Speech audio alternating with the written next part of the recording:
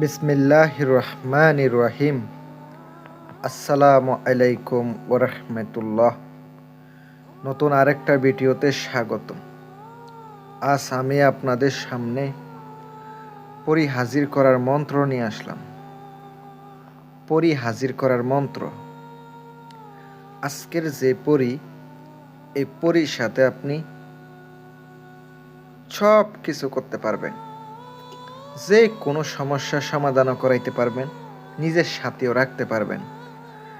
যারা বিবাহিত পুরুষ আছেন, অনেকের ইচ্ছা আকাঙ্ক্ষা পূরণ করতে চান, আজকের ভিডিওর মাধ্যমে করতে পারবেন। এই ভিডিওটা দেখে পরি হাজির করতে পারবেন, আর ওই পরি আপনার সাথে রাখতে পারবেন।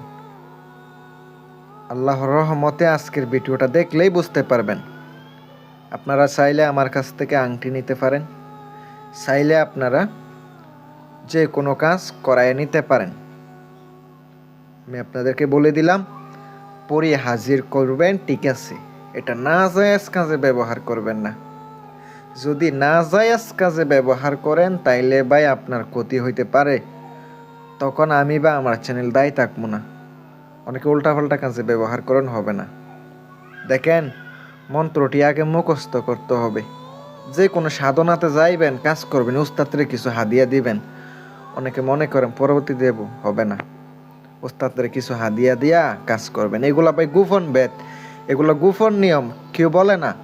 এগুলা যে না বুঝেন তাইলে ভাই আপনার কোনো সাধনাতে কামিয়াবি হবেন না, কাজ করে কোনো লাভ হবে না।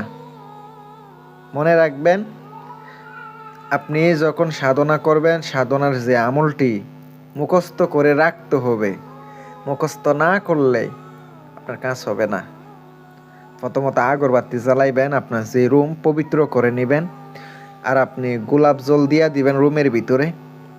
পাক পবিত্র হইয়া আপনাকে বসতে হইব। এই পরে কিন্তু সাথে রাখবেন, ঠিক আছে। মন্ত্রটি স্ক্রিনে দেখেন, তুইলা ধরছি, মন্ত্রটি দেখেন। পাক পবিত্র হয়ে গোলাপ জল ছিটাইয়া দিয়ে আপনাকে একটা গোলাপ ফুল লাগবে, একটা, বেশি লাগবে না। আপনি অবশ্যই লুঙ্গি পরবেন, প্যান্ট পরবেন না।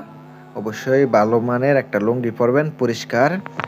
আর আপনি বসে পড়বেন পূর্ব দিকে মুখ হয়ে। তারপরে আপনি যে ফুলটা রাখছেন, ওই ফুলটা আপনাকে ওইখানে সামনে রাখতে হবে। আগরবাতি 2টা ধরাইয়া দিতে হবে। ধরাইয়া দেওয়ার পরে তারপরে আপনাকে কি করতে হবে? আপনাকে মন্ত্রটি জপ করতে হবে। কতবার? আপনি শুধুমাত্র 33 বার জপ করবেন। 33 বার মন্ত্রটি 33 বার জপ করা হয়ে গেলে আপনি উঠে যাবেন। আপনি বুঝতে পারবেন যে আপনার সামনে হাজির হইতেছে, আশেপাশ থেকে আপনার শব্দ করতেছে। চোখ বন্ধ করে কাজ করবেন। ভালো থাকবেন। আসসালামু আলাইকুম।